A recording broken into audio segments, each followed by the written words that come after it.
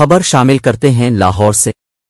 वफाकी वजीर कानून आजम नज़ीर तारड़ का कहना है, इमरान खान पर फौजी अदालत में मुकदमा चलाने का फैसला कानून के मुताबिक ही किया जाएगा। उन्होंने लंदन में मीडिया से गुफ्तगू करते हुए कहा कि मुश्तरका तहकीकाती टीम शवाहिद इकट्ठे कर लिए फिर उसकी सिफारिशात पर अमल दरामद करेंगे। उन्होंने कहा कि मुस्लिम लीग नून के कायद व साबिक वजीर आजम मोहम्मद नवाज शरीफ इलेक्शन से पहले पाकिस्तान में होंगे।